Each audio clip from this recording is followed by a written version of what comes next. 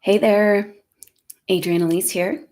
Welcome to the Gaia Daily for February 22nd through 26th, 2021. How are you doing? Well, Mercury has turned direct. Are you feeling the shift? It's like the very first inkling, even though we've had a whole crazy over active Aquarian stellium, we haven't actually been able to enjoy the Aquarius energy. It's a little too much sometimes, right? But with this shift of Mercury turning direct, it's like, okay, what is this about? What are we missing? What do we need to know in order to move into the new age? Now, Mercury later this week on Friday will go to 12 degrees, move off of its 11-degree marker, where it turned direct and start heading into new territory. So we are coming out of the confusion of this last time. We're at the end of a bunch of things over this next week or so. Mercury coming out of the retrograde shadow, inching its way. Jupiter square Black Moon Lilith is starting to come off, and Neptune is coming out of its square with the nodes. Now that one we've been feeling since the end of October. And it's confounding and confusing, and what is up from down, and reality is inside out, and Alice in Wonderland, like big and small, and who knows what's happening, right? And so this is the energy we've been dealing with. And so when you're in the movie, so say you're having a nightmare, and while that's happening and you're experiencing that, it's 100% completely real. And you can't see the message in it or resolve what is kind of playing out in your psyche until you realize you were dreaming. And that's where we are right now, coming into facing the music and, allowing ourselves to dream a new dream. Because, like I said, Venus joining Pisces right before this Virgo full moon. So the Virgo full moon is Saturday. I hope you'll consider joining the live activation, which will be Friday at noon Mountain Time in the US.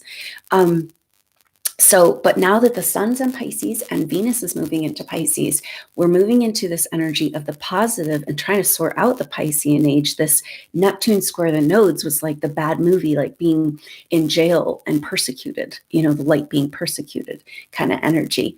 Now we're being given the opportunity with the sun in Pisces and this upcoming Virgo full moon and Venus moving into Pisces to dream a new dream.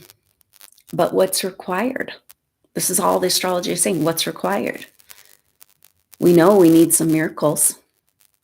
We know we can't do this alone without divine help. And then we are the divine help. And then it's just crushing. Now, this is an interesting energy this week because we've got Venus in square to Mars. And what this is bringing up with this, it's kind of like this quintessential energy of this all these squares we felt between Aquarius and Taurus, and with our personal planets, our masculine, feminine planets now playing these roles. And it's interesting because the energy that's coming up around this square that was exact this weekend, but we'll be feeling it through the week leading up to this full moon. And there's an energy of this inner division. We've gotten so confused with up and down and wrong is right and everything. The light was called the darkness, and we took that on. Sensitive souls, you came here, you're like, and then most of us had to go through this path, especially the Piscean age, of being attacked and persecuted for our light. And because we're so empathic and sensitive, we took that on like maybe that's how we thought we were healing this world. But it's actually a great degradation to our true spiritual essence. And we got to clean it up. And that's this whole astrology. So this Venus square Mars is bringing up this inner division of self-hatred. What's wrong, what's right, what's good, what's bad, this total distortion, confusion that has been keeping us from going into our heart. And the way it manifests in a practical everyday seems to be self-sabotage, right? It's that energy of like something good trying to come into your life and you block it. You don't even realize you're doing it, but it's like there's this part of yourself that where we take it on this program, we took on the attack. We had this attack of negativity, and this happens in relationships all the time with narcissist empath relationships. And that attack of negativity on the light, because they need the light, right? Because they don't have their own source. But it makes them very angry that you have it and they have to play games to get it. This is all about, maybe those narcissist empath relationships are all about getting you, supernova soul, to that place where you can finally honor your light. But in this situation, we love this person, we're trying to make it work, and we took on the garbage. Like we took on the attack. Like how many times have you been in these situations where you're trying to speak truth, you're trying to be real, you're trying to be authentic, and you end up leaving, it's always your fault. Why is it always your fault? Team scapegoat. And this is this big shift we're in, where instead of the light being an attractor of like things being thrown at it, like a target, it's so powerful, so lovely, so redeemed, so honored that all that shit just bounces right off. You don't even know it's out there anymore, right? This is the shift we're in, but we have to recognize where we took on that it was a problem with us. It goes back to Atlantean time is where this whole story started, which is interesting because we're having this massive activation right now of Saturn in Aquarius.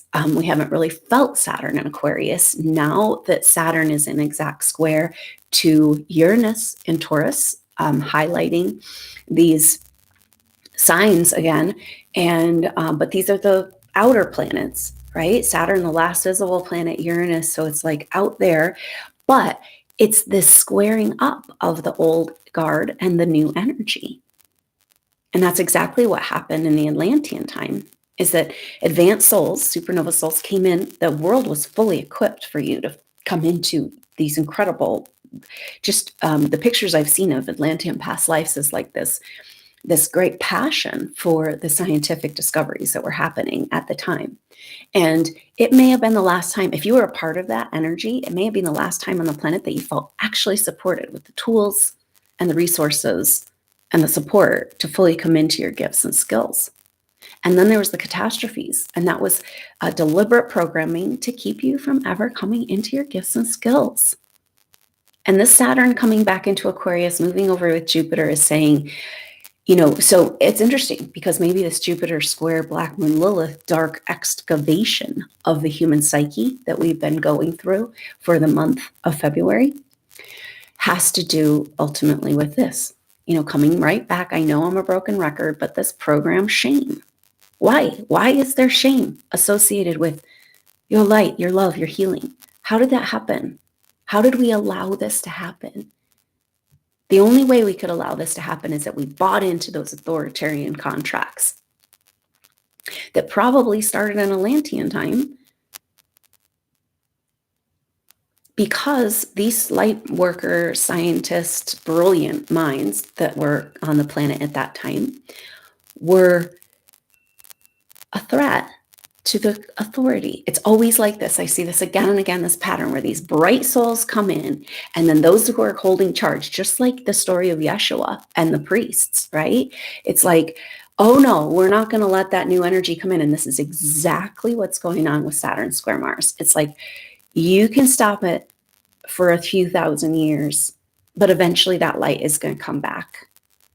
And what if it's about to flood in? The energy of this full moon in Virgo is this great cleansing, but also make way for miracles, because we're going to take back that energy. All of this darkness was just trying to hold back our spiritual evolution, was just trying to keep us disconnected from, as a soul in a body, we have direct access to Christ consciousness. That is the law. Every soul connected to their body.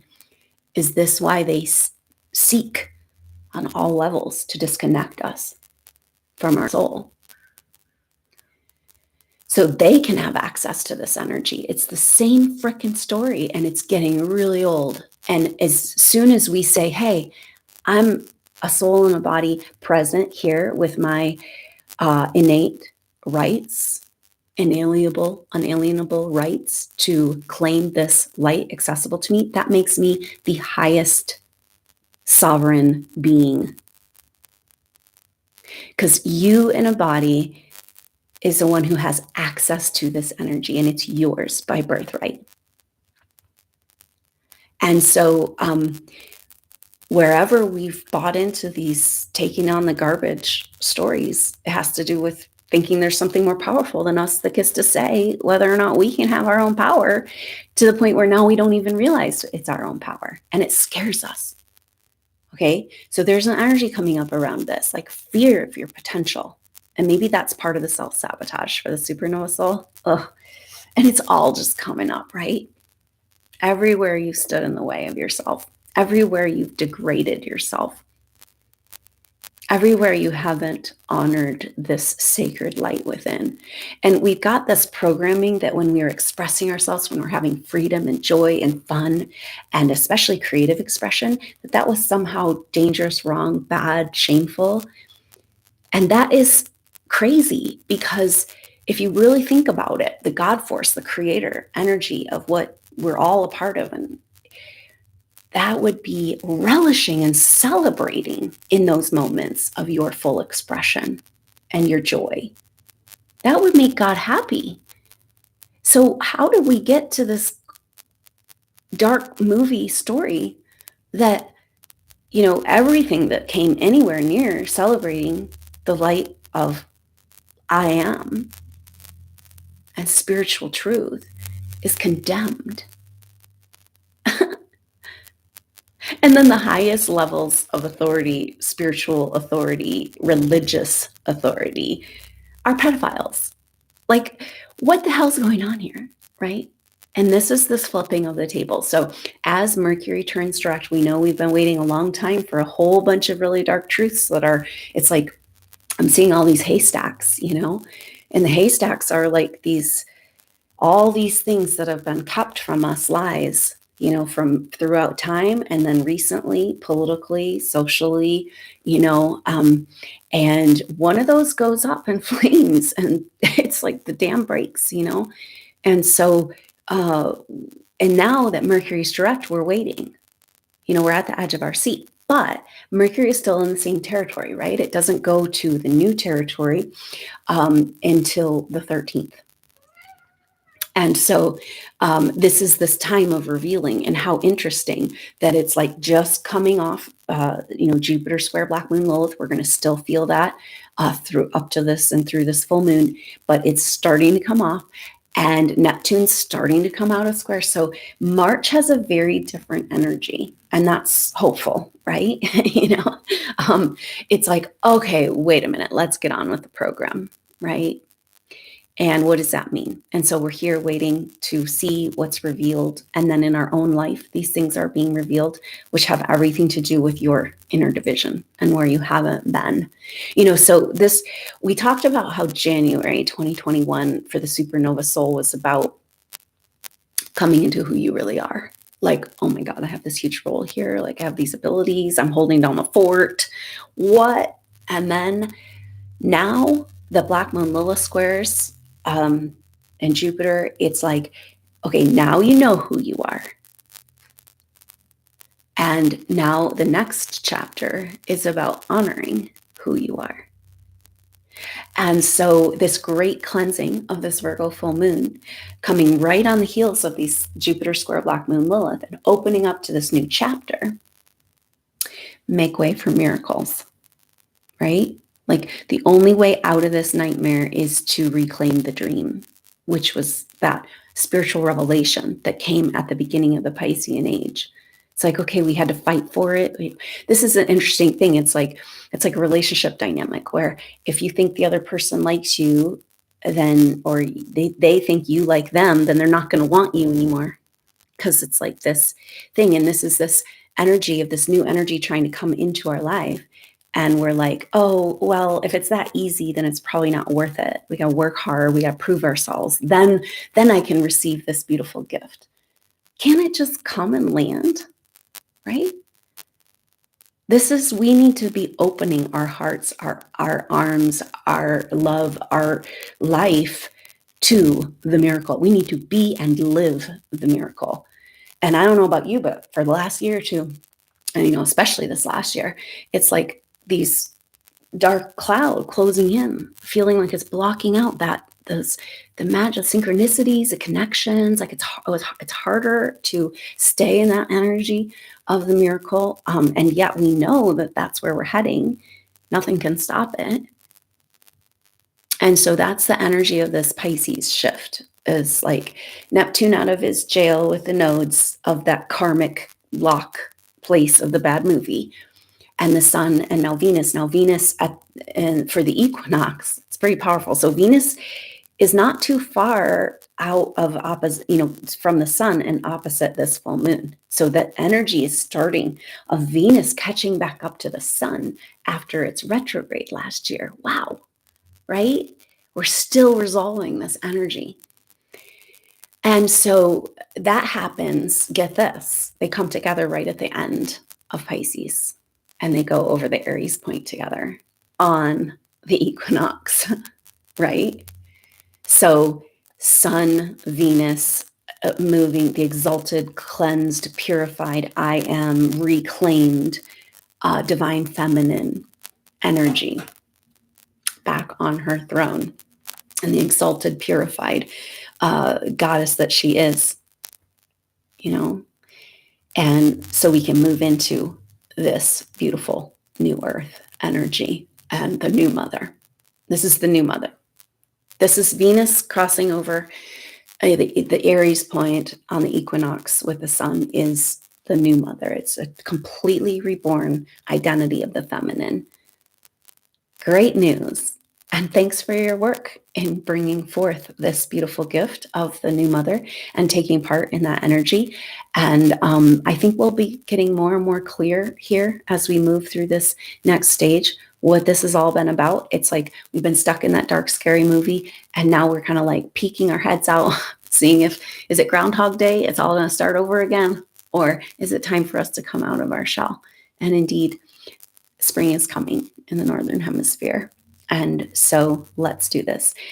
So I hope you'll consider joining for the Virgo full moon activation. That's going to be at noon Mountain Time on Friday, the 26th, this Friday. And we will go into these themes and see what this is about. Or definitely the cleansing seems to be about everywhere we've given our power away, authority contracts, and this rebirth energy into that, just all is cleaned. And this is the deal with supernova souls. This is why this is such the inner turmoil, is that you took on this garbage, you took on this attack, you took on the projection, this dark monster that's been feeding on you, say in those narcissistic relationships in this world. And you're like, oh, must be a problem with me, must be something I did wrong. I could be better, and it's like, the definition of a supernova soul is that you've had prior experiences being a full initiate soul before ever coming to earth. That means you were purified. And you can cover that up and muddy it up and get it kind of hiding, in the gutter, but that purification is still there, and it's time to honor this righteousness, to grab a hold of your sword of truth and stand in that truth, in this righteousness, and that the right is right. And in this power of your soul that you've had all along, but maybe you didn't know. And maybe this is this energy. It's like the power, taking back your power is this purification and recognizing that you were always pure, and you dove deep into the stories of humanity so you could understand, but it's no longer serving you to be there. Pick yourself up. Let's get out of the gutter. Time to move on. So I hope you have a wonderful week, and I look forward to seeing you soon, maybe at that live activation Friday for the next update. Until then, I'm Adrienne Elise. Namaste.